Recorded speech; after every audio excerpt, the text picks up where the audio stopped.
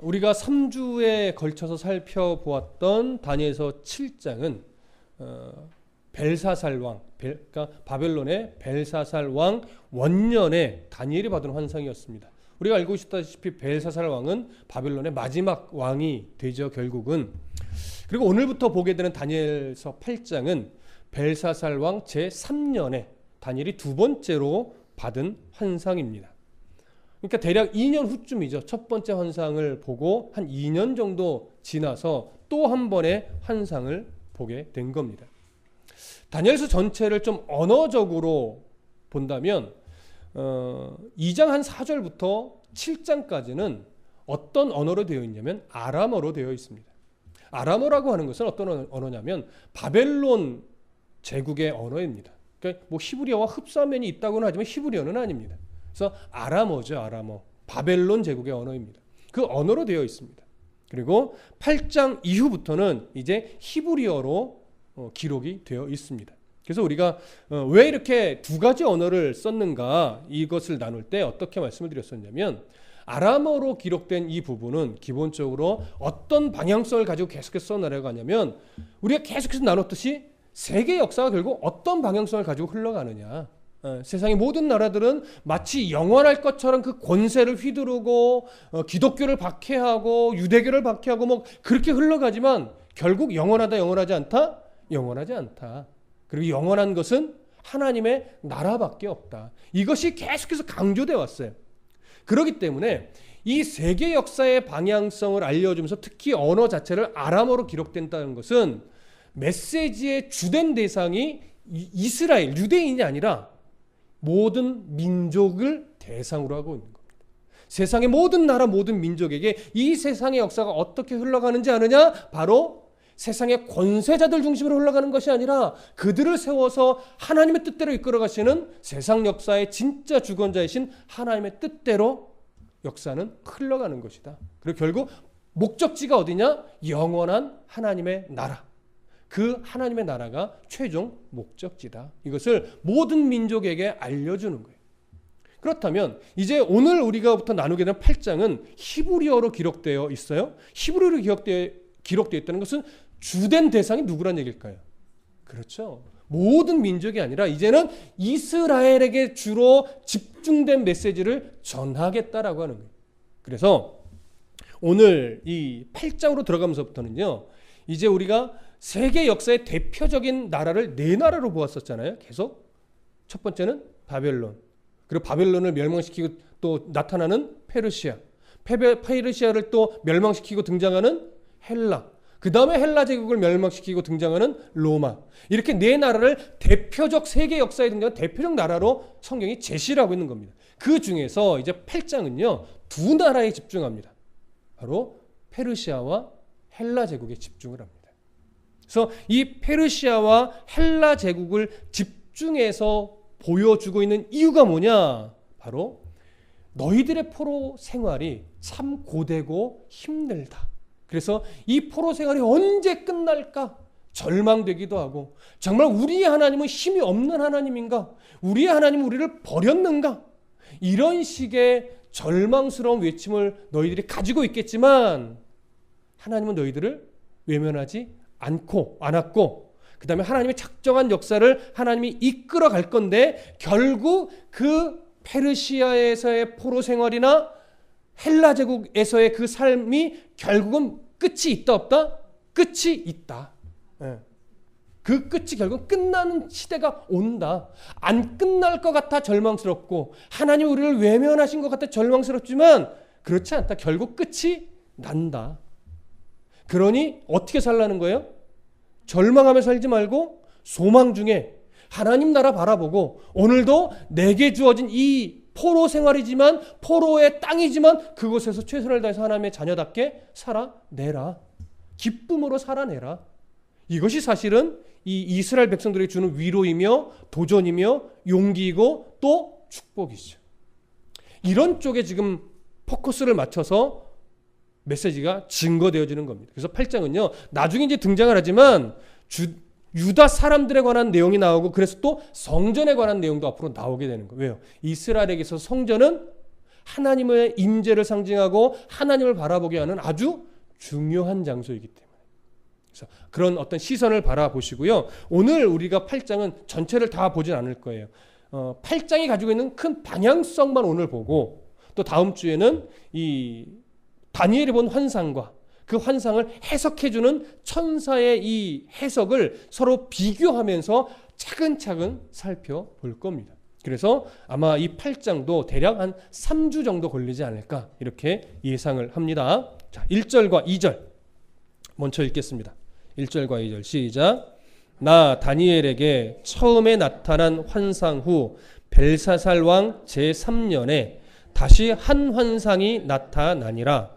내가 환상을 보았는데 내가 그것을 볼 때에 내 몸은 엘람 지방 수산성에 있었고 내가 환상을 보기는 을레 강변에서이니라. 자, 2년 정도가 지나서 이제 다니엘이 이제 두 번째 환상을 보게 되는데 2절에 보시면 유달리 반복되는 표현이 하나 나옵니다.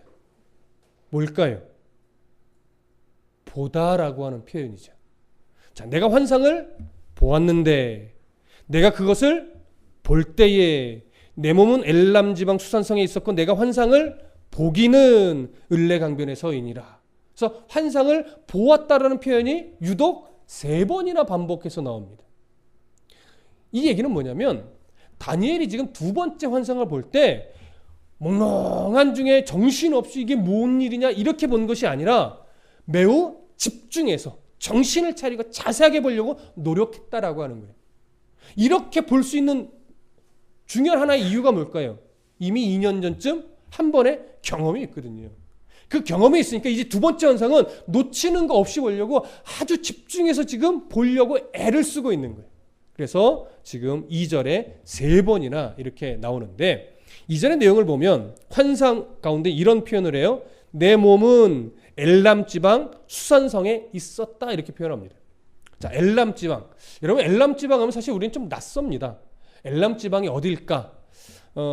바벨론을 기준으로 본다면요. 동쪽으로 대략 320km 정도 떨어진 곳입니다. 가깝습니까? 뭡니까? 멀죠. 지금 시대에도 차를 갖고 가도 먼 거리예요. 근데 당시의 교통 상황으로 본다면 320km는 엄청나게 먼 거리입니다.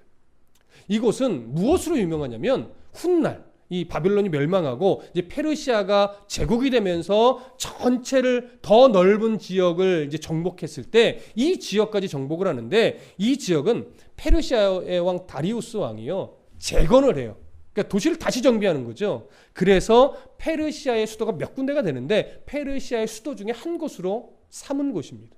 주로 겨울, 그러니까 계절마다 이제 페르시아 왕이 있는 곳이 다른데 겨울을 나는 수도가 바로 이 엘람 지방이에요. 엘람 지방 중에서도 그 엘람 왕국으로 있을 때에는 수도가 어디냐? 수산이에요. 수산. 여러분 수산은 좀 우리에게 익숙합니다. 수산하면 딱 떠오르는 인물이 크게 우리는 두 인물이 떠올라요. 하나는 에스더. 또 하나는 누구일까요? 에스더는 잘 아는데 두 번째 인물은 잘 생각이 안 나요. 바로 느헤미야이죠. 그래서 에스더와 느헤미야가 포로 생활을 하던 지역이 바로 이 수산 지역입니다. 자, 그래서 우리에게 익숙한데 이 수산 당시에 바벨론 지역에 속한 땅이었을까요? 아니면 바벨론과 상관없이 독자적인 엘람 왕국으로서의 땅이었을까요? 이 다니엘이 환상을 볼 시대에는 이 지역은 바벨론의 속국인 지역은 아닙니다. 엘람 왕국으로서 자치적으로 있었던 지역이고 그곳의 수도가 바로 수산성이었다라고 하는 겁니다. 그 다음에 오늘 다니엘이 또 이렇게 표현해요. 내 몸이 엘람 지방 수산성에 있었는데 환상을 보기는 어디서 봤대요? 을레 강변에서 봤다고 합니다. 이 을레 강변은 뭐 수산과 멀리 동떨어진 곳이 아니라 수산의 이 북동쪽을 지나는 운하예요. 대략 이 폭이 한 300m 정도 되는 굉장히 넓은 그런 운하인데 이걸 이제 학자들 중에는요 자연스럽게 만들어진 운하가 아니라 사람이 인공적으로 만들어낸 운하라고 합니다. 그러니까 대단한 거죠. 300m의 이 폭을 가지고 있는 운하라면 엄청난 운하인데 오늘날에는 이 운하가 메말라서 물이 없다라고는 해요. 자, 이제 이 구절에서 우리가 하나 좀 정리해야 될 것은 뭐냐면 다니엘이 환상을 보는데 실제 몸이 바벨론 지역에 있었고 환상을 볼 때 환상 속에서 다니엘이 엘람 지방에 있었던 건지, 아니면 몸이 엘람 지방의 수산에 있고 환상은 그 수산 옆에 있는 을레 강변에서 환상을 본 건지, 이것에 대한 이 부분이 조금 이해하기가 조금 어렵습니다. 왜냐하면 일단 엘람 지방이라고 하는 것이 페르시아 제국의 바벨론 제국에 속한 땅이 아니라고 말씀을 드렸어요. 그리고 당시 이 다니엘의 나이가 70세가 훌쩍 넘은 꽤 노인입니다. 노인일 뿐만 아니라 여러분 다니엘서 5장에서 이 벨사살 왕과 다니엘 사이에 어떤 그 깊은 관계가 있어 보였나요? 없어 보였죠. 벨사살은 이 다니엘을 마치 알지도 못하는 사람처럼, 전혀 등용도 안 했던 것처럼, 그래서 우리는 아마 이때 정계에서 은퇴해 있지 않았을까 이렇게도 정리를 했었습니다.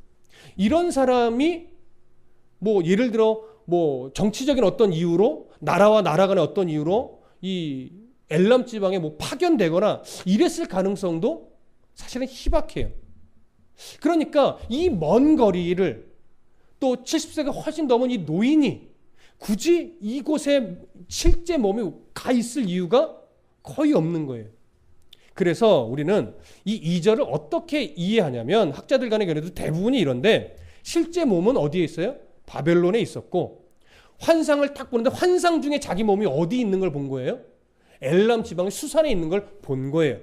그 다음에 본격적인 환상은 장면이 한 번 더 바뀌는 거죠. 어디로요? 을레 강변으로 바뀌어서 거기서 이제 본격적인 환상의 내용을 보기 시작한 것으로 우리는 이 2절을 그렇게 이해를 할 겁니다. 무슨 말씀인지 이해되시죠? 그러면 다니엘이 그렇게 환상 중에 엘람 왕국 수산에 가게 되었고, 환상 중에 또 을레 강변에서 이제 본격적인 환상을 보게 되는데, 좀 전에 말씀드렸죠. 환상은 어느 나라에 대한 환상이라고요? 페르시아와 헬라 제국에 대한 환상이라고. 이런 어떤 선 이해를 가지고 3절부터 14절까지를 한 번 더 쭉 읽겠습니다. 바로 이 부분이 다니엘이 본 구체적인 환상의 모습입니다. 3절부터 14절 함께 읽습니다. 시작. 내가 눈을 들어 본즉 강가에 두 뿔 가진 순양이 섰는데 그 두 뿔이 다 길었으며 그중 한 뿔은 다른 뿔보다 길었고 그 긴 것은 나중에 난 것이더라. 내가 본즉 그 순양이 서쪽과 북쪽과 남쪽을 향하여 받으나 그것을 당할 짐승이 하나도 없었고 그 손에서 구할 자가 없으므로 그것이 원하는 대로 행하고 강하여졌더라. 내가 생각할 때에 한 순념소가 서쪽에서부터 와서 온 지면에 두루 다니되 땅에 닿지 아니하며 그 염소의 두 눈 사이에는 현저한 뿔이 있더라.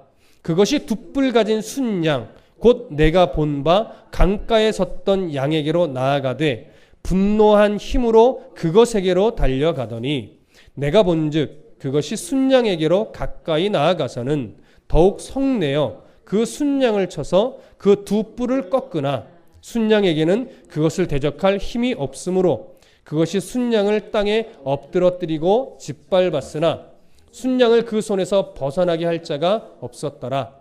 순념소가 스스로 심히 강대하여 가더니 강성할 때에 그 큰 뿔이 꺾이고 그 대신에 현저한 뿔 넷이 하늘 사방을 향하여 났더라.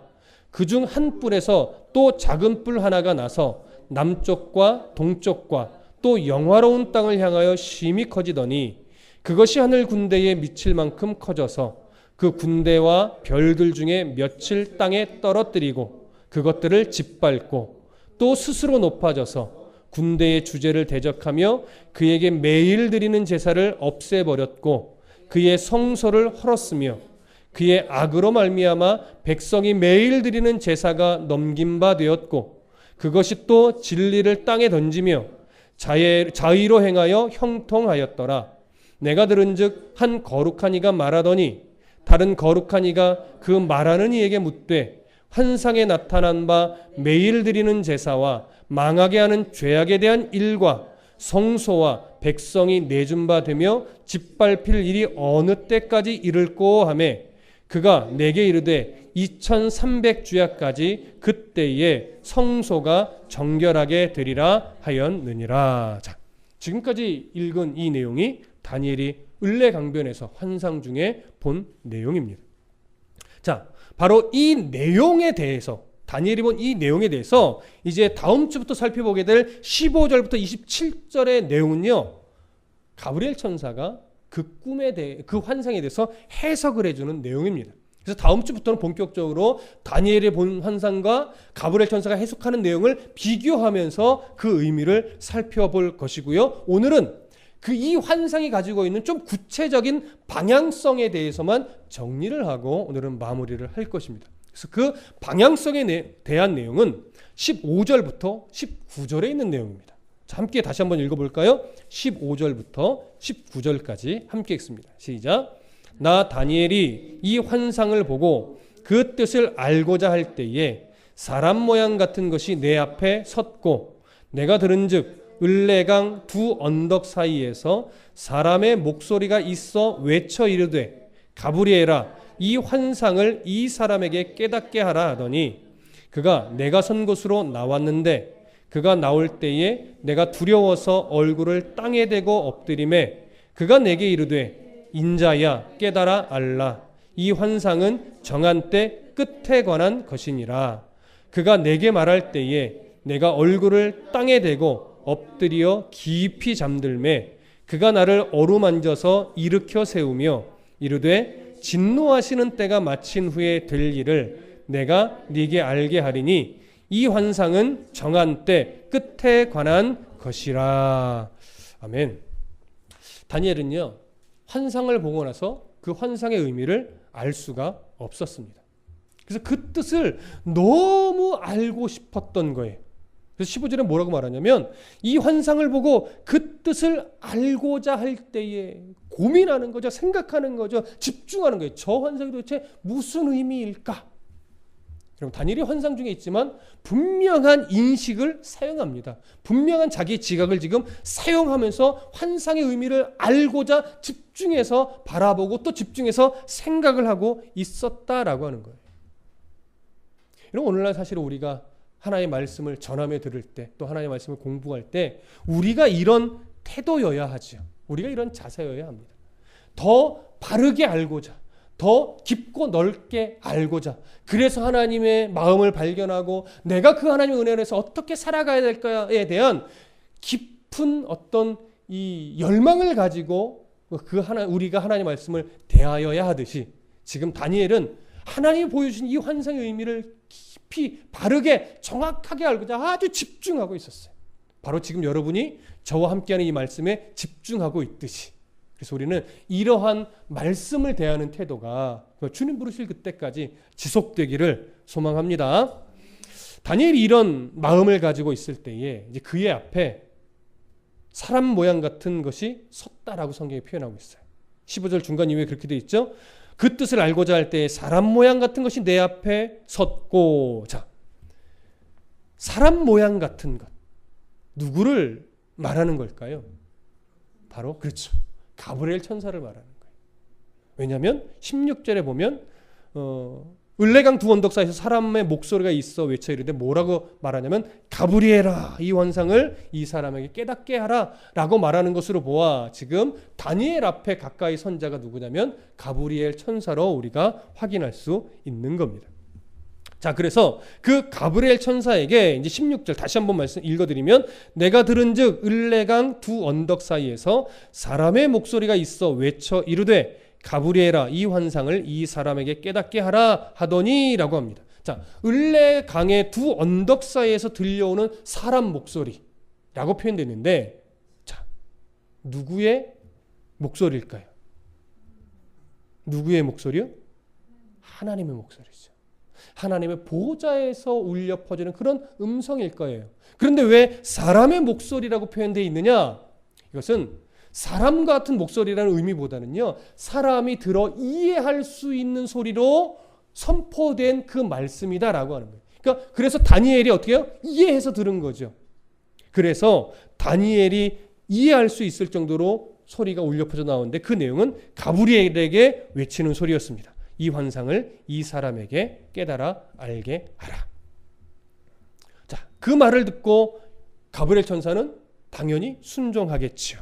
자, 우리가 몇 절을 보시냐면 17절 한 번 더 함께 읽어봅니다. 시작. 그가 내가 선 곳으로 나왔는데 그가 나올 때에 내가 두려워서 얼굴을 땅에 대고 엎드리매 그가 내게 이르되 인자야 깨달아 알라. 이 환상은 정한 때 끝에 관한 것이니라. 자, 다니엘 앞으로 조금 더 가까이 가브리엘 천사가 다가왔습니다. 그리고 이제 그 가브리엘 천사가 다가오니까 다니엘이 어떻게 했대요? 두려워서 얼굴을 땅에 대고 엎드렸대요. 자, 땅에 대고 엎드렸다 하니까 문득 이런 선입견이 들 수 있어요. 아, 경배하는 건가? 엎드려 절하는 건가? 문득 이런 생각이 드실 수 있겠지만 이것은 엎드려 경배하는 행위는 아닙니다. 다만 하나님의 음성을 받고 하나님의 뜻을 따라 하나님의 이 환상을 해석해 주러 나오는 그 천상의 존재인 가브리엘이 그 앞에 딱 섰는데 일단 뭐가 느껴질까요? 위압감이 딱 느껴지죠.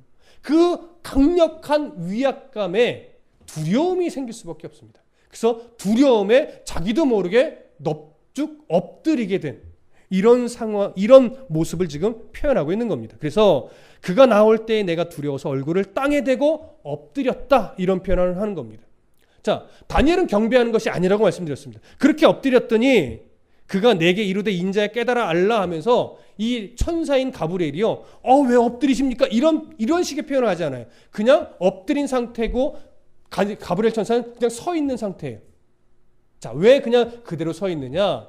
가브리엘 천사는 천사의 자격으로 그 앞에 선 것이 아니죠.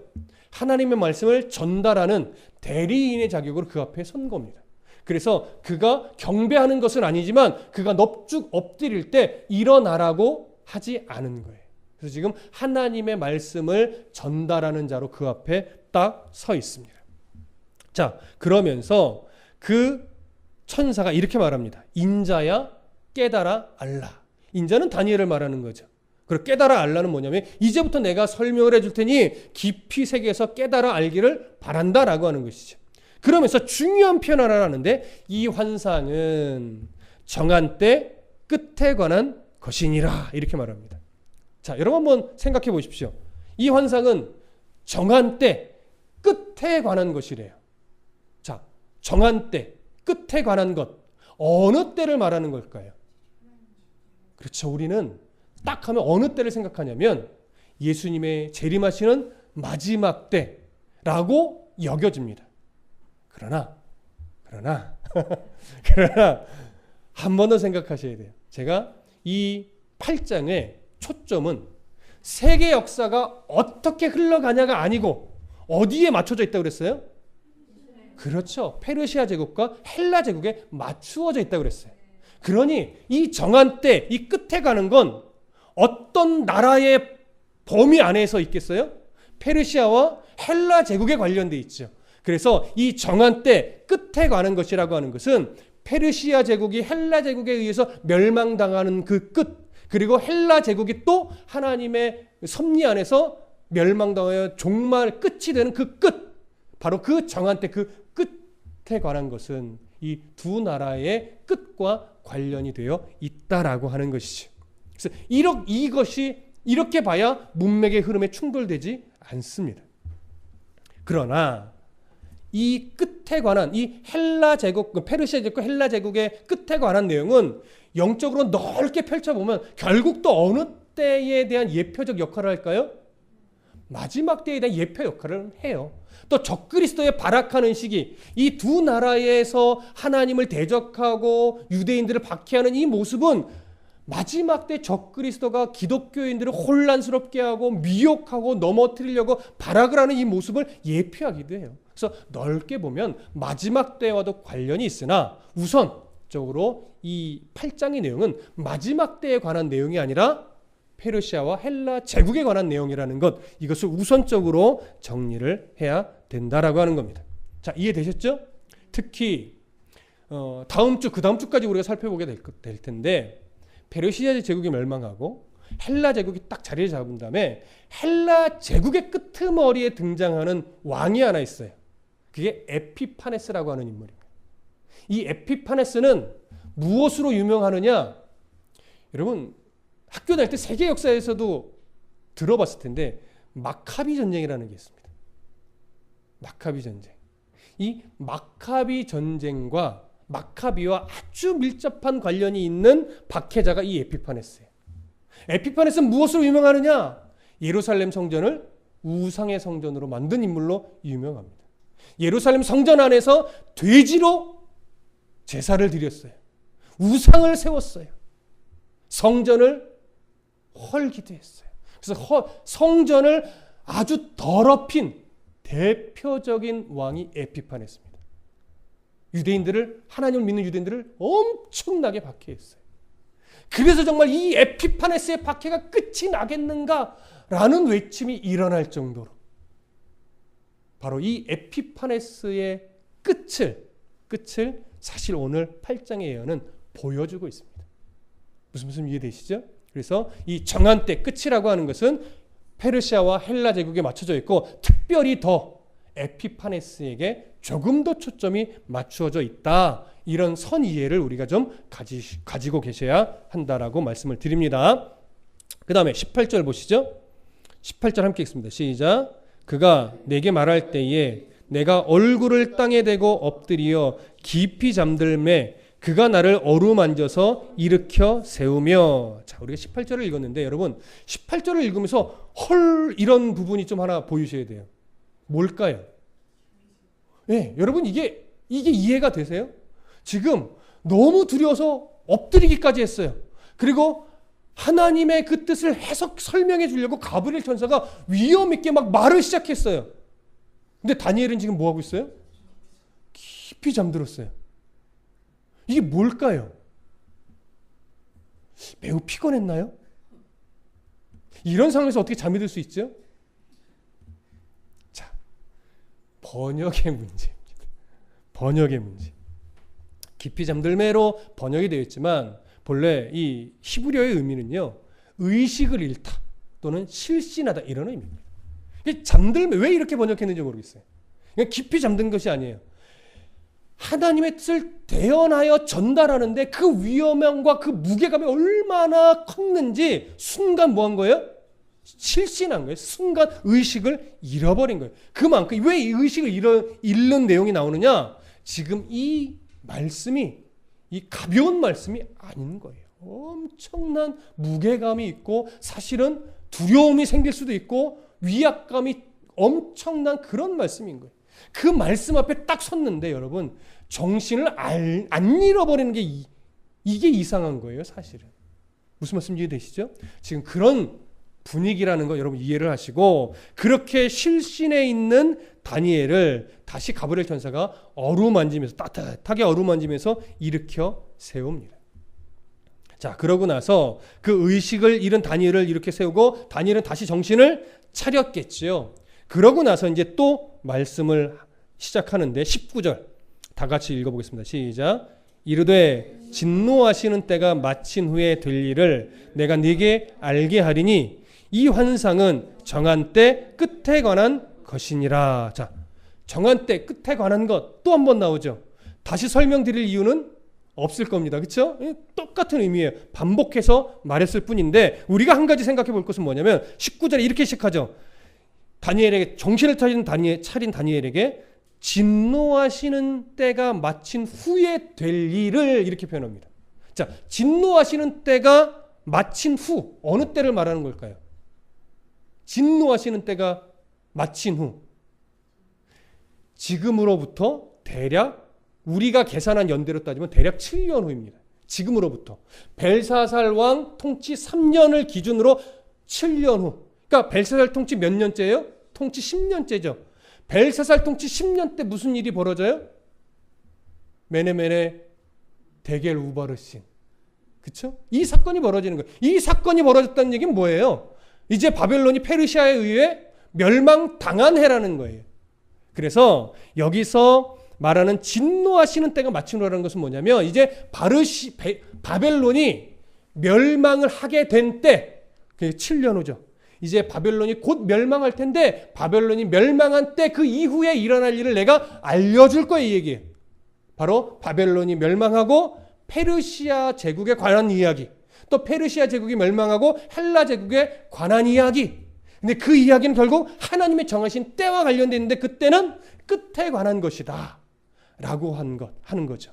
다시 정리하면 페르시아가 멸망하는 그 끝에 관한 것이고, 또 더 나아가면 헬라 제국이 멸망하는 마지막 끝에 가는 것, 조금 더 나아가면 그 마지막 때의 시대를 살아가며 박해를 일삼았던 에피파네스에 관련된 내용이라는 것, 그것을 지금 이 19절은 말하고 있는 겁니다. 자, 이것이 이제 이 시선이 앞으로 다음 주부터 보게 될 환상의 내용과 같이 연결해서 볼 때에 선 이해가 되어야만 다음 주부터 보게 될 이 환상에 대한 내용이 더 바르게 이해가 될 수 있는 겁니다. 자, 그러면 우리가 이 에피파네스의 박해를 집중하고 있는 이 내용을 통해서 볼 때 오늘 우리가 좀 정리해야 될, 마무리로 정리해야 될 것이 뭐가 있냐면, 에피파네스의 박해, 유대인을 향한, 또 예루살렘 성전을 그렇게 변절시키고 더럽힌 이 에피파네스의 이 박해는요, 이스라엘을 향한 단순한 하나님의 심판이거나 저주는 아닙니다. 결국 그 박해는 무엇을 전제로 하고 있을까요? 회복을 전제로 하죠. 하나님의 은혜로 다시 회복시키고, 오늘날 우리의 이해로 따지면 하나님 우리를 연단하시고 훈련하시며 더 성숙한 하나님의 백성으로 만들어가기 위한 도구의 역할이라고 하는 거예요. 그래서 아무리 많은 시선이 무섭게 덤벼든다 할지라도 그 시련은요, 무한대로 큰 시련이 아니라 하나님이 정하신 한계 안에서 그저 발휘되는 시련일 뿐이에요. 여러분, 에피파네스의 박해가 정말 엄청난 박해였지만 그 박해는요, 자기가 박해를 할 수 있는 능력의 한계까지만 끝없이 펼쳐 올라갈 수 있는 그런 박해가 아니에요. 하나님이 유대인을, 또 하나님의 백성을 훈련하기 위해 에피파네스에 너 박해 네 마음대로 해도 좋다, 허용하지만 그런데 어디까지만 해라라고 정해진 것이 있어요. 여러분, 욥의 시험을 보시면 사단에게 한계를 정해주시죠. 네 마음대로 다 해라. 그러나 뭐만 건드리지 말아라? 생명만 건드리지 말아라. 사탄은요, 그 하나님의 명령 앞에서 모든 걸 다 할 수 있었어요. 이것이 하나님이 정해주신 그 당시 욥에 대한 한계예요. 그러나 그 생명은 못 건드리게 하신 거죠. 이 당시 역사 속에서도 마찬가지입니다. 오늘날 저와 여러분들의 인생 속에서도 마찬가지입니다. 사단의 세력은요, 얼마든지 우리를 미혹하고 고난에 빠뜨리고 넘어뜨리고 할 수 있어요. 우리의 힘으로는 절대 이길 수도 없어요. 그런데 그것이 무한하냐? 그렇지 않아요. 하나님이 나를 너무 사랑하시고 나보다 나를 더 잘하시고 나의 머리털까지도 세심받으신 하나님은요, 나를 훈련하고 다듬어내기 위해서 사단의 시험을 허락하시는데 하나님이 정해주신 한계를 넘어서지 못해요. 성경에 이런 표현이 있죠. 사람이 감당할 시험 받기는 하나님이 주시지 않는다고. 이것이 이런 의미입니다. 우리가 미워서 고난에 넘기고 우리가 벌 받아야 하기 때문에 시련에 던지는 이런 하나님이 아니에요. 하나님은요, 우리를 사랑하시기 때문에 자녀를 자녀답게 만들기 위해서 사람마다 각자 다 다르지만 그를 만지기 위한 하나님의 사랑은 사단에게 그래, 네가 마음대로 해봐라. 그러나 여기까지밖에야. 이렇게 한계를 정해 놓으시는 거예요. 반드시 지나갑니다. 반드시 끝은 있습니다. 에피파네스의 박해가 그렇게 무서웠어도 그 에피파네스의 박해는 결국 끝이 있었습니다. 한계도 있었습니다. 이것이 세상 역사 속에 있는 진실입니다. 그 진실은 오늘 개인의 역사에도 동일하게 적용이 됩니다. 여러분, 우리가 익숙한 신앙적 문구가 하나 있습니다. 잘 아실 거예요. 이 또한 지나가리라. 여러분, 성경 어디에 나올까요? 안 나옵니다. 성경에 안 나옵니다. 속으셨죠? 성경에는 안 나옵니다. 아무리 찾아보십시오. 물론 비슷한 비슷한 뉘앙스는 있죠, 당연히. 성경에 없는 뉘앙스가 아니니까. 그러나 그 문구가 성경에 나오는 것은 아닙니다. 이 또한 지나가리라고 하는 것은 유대계 문헌 미드라시라고 하는 곳에 나오는 것으로 봅니다. 다윗과 관련된 이야기인데, 다윗이요 어느 날 반지를 하나 만듭니다. 솔로몬에게 반지를 하나 만들죠. 그런데 다윗이 전쟁을 할 때마다 승승장구해서 올라가는 거예요. 그렇게 쫙 그의 위상이 올라가는데, 그때 이제 아들에게, 솔로몬에게 반지를 하나 만들어 오라고 하면서 이렇게 말하는 거예요. 사람이 정말 승승장구해서 끝없이 올라갈 수 있을 텐데, 내가 그 승승장구할 때 교만하지 않을 수 있도록 글을 하나 만들어라. 그리고 내가 깊은 수렁에 빠지고 실패에 거듭해서 절망의 늪에 빠져 내가 정말 일어날 힘조차 없을 때 그 절망에 빠지지 않을 수 있는 글을 하나 써봐라. 그 반지에 새겨놔라. 이렇게 얘기한 거예요. 솔로몬이 고민했겠죠.